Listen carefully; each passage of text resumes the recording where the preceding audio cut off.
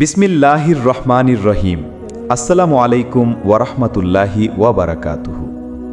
আজ আমি আপনাদের সামনে পেশ করব ইসলামের ইতিহাসের সবচেয়ে হৃদয় বিদারক ও গৌরবময় একটি অধ্যায়, কারবালা।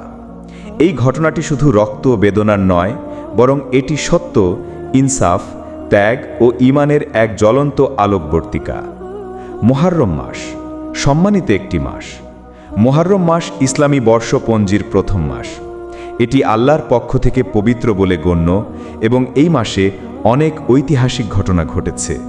তবে সবচেয়ে গুরুত্বপূর্ণ ঘটনা হল 10 মুহররম, যেদিন কারবালার প্রান্তরে শাহাদত বরণ করেন রাসূলুল্লাহ সাল্লাল্লাহু আলাইহি ওয়াসাল্লামের প্রিয় দৌহিত্র ইমাম হুসেইন রাদিয়াল্লাহু তাআলা আনহু। ইয়াজিদের ক্ষমতা লাভ ও মুসলিম উম্মার সংকট।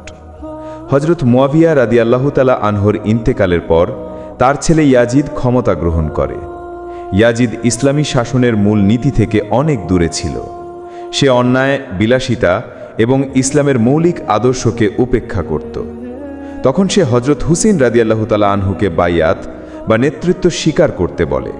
কিন্তু হুসেইন রাদিয়াল্লাহু তাআলা আনহু স্পষ্ট বলেছিলেন, একজন অন্যায়ী, জালিম ও ফাসিক শাসকের হাতে আমি ইসলামের ব্যয়িত নেতৃত্ব তুলে দিতে পারি না। এই অবস্থায় হুসেইন রাদিয়াল্লাহু তাআলা আনহু মদিনা থেকে মক্কা চলে আসেন। এর মাঝে কুফার মানুষজন তাকে চিঠি লিখে আমন্ত্রণ জানায় যেন তিনি সেখানে গিয়ে নেতৃত্ব দেন। কারবালার পথে হিজরত। ৬২ হিজরির মুহররম মাস।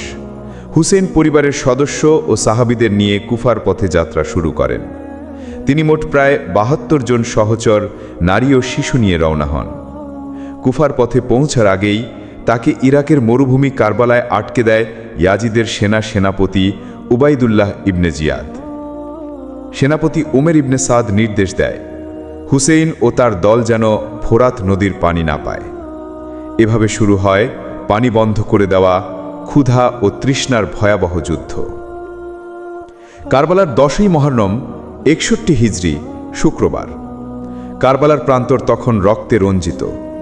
এক একে হুসেনের সব প্রিয়জন, ভাই হযরত আব্বাস আলে, পুত্র আলী আকবর ও আলী আসগর, ভ্রাতুষ্পুত্র কাসিম, সাহাবী হানজালা, হাবিব ইবনে মাজাহির, তারা সবাই শাহাদাত বরণ করেন। সর্বশেষ একাকী হুসেইন রাদিয়াল্লাহু তাআলা আনহু রক্তাক্ত হৃদয়ে ক্ষুধা ও তৃষ্ণার্ত অবস্থায় দাঁড়িয়ে যান। তবুও বলেন, আমি কখনো অন্যায়ের সামনে মাথা নত করব না। তার ঘোড়া দুলদুলে চড়ে তিনি ময়দানে যান, দাঁড়ে দাঁড়ে হকের আহ্বান জানান, কিন্তু এক ফোঁটা দয়া পায় না।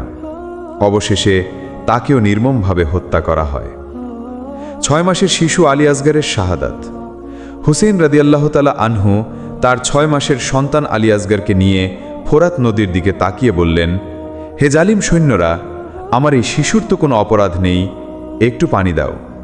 কিন্তু সেই নিষ্ঠুর সেনারা শিশুটির গলায় তীর বিদ্ধ করে। হুসেইন রাদিয়াল্লাহু তাআলা আনহু নিজের হাতে শিশুর রক্ত আকাশে ছুড়ে দিয়ে বলেন, হে আল্লাহ, তুমি সাক্ষী থাকো। ইমাম হুসেইনের মাথা কেটে নেওয়া হয় এবং শরীরকে উটে করে দামেশকে ইয়াজিদের দরবারে পাঠানো হয়। নারীদের বন্দী করা হয়। তাদের মাথা খোলা অবস্থায় কাফেলায় হাঁটিয়ে নিয়ে যাওয়া হয়, যা ছিল নারী জাতির জন্য অপমানের চূড়ান্ত সীমা। কারবালা কেবল একটি যুদ্ধ নয়, বরং একটি শিক্ষা। কারবালা আমাদের শেখায় অন্যায়ের সামনে মাথা নত না করতে, সত্য ও ন্যায়ের জন্য জীবন দিতে, ঈমানের মর্যাদা রক্ষায় পরিবার ত্যাগ করতেও প্রস্তুত থাকতে, জুলুমের বিরুদ্ধে রুখে দাঁড়াতে। হুসেইন রাদিয়াল্লাহু তাআলা আনহু বলেন, মৃত্যু আমার কাছে অপমানিত জীবনের চেয়ে অনেক উত্তম। জয় কাদের হয়েছে? অনেকেই ভাবে হুসেইন হেরে গেছেন, কারণ তিনি শহীদ হয়েছেন। কিন্তু প্রকৃত বিজয়ী তো তিনিই, কারণ তিনি রক্ষা করেছেন রাসূল সাল্লাল্লাহু আলাইহি ওয়াসাল্লামের সুন্নাহ, কুরআনের আদর্শ, ইনসাফ ও ঈমানের আলো। ইয়াজিদ ক্ষমতায় থেকেও ইতিহাসে নিন্দিত হয়েছে, আর হুসেইন রাদিয়াল্লাহু তাআলা আনহু বুকে শহীদ হয়েও আজও কোটি কোটি মুসলমানের হৃদয়ে বেঁচে আছেন। মুহররমে আমরা কি শিখি? 1. ইনসাফ ও সত্যের পক্ষে দৃঢ় থাকা। 2. অন্যায়ের বিরুদ্ধে প্রতিবাদ করা। 3. কুরআন ও সুন্নাহর আদর্শে জীবন পরিচালনা করা। 4. নিজের ঈমান ও আকীদাকে রক্ষা করা। 5. শোক নয়, শিক্ষা নেওয়া, যেন হুসেইনের পথেই চলি। উপসংহার: হুসেন রাদিয়াল্লাহু তাআলা আনহু চিরকাল বেঁচে আছেন।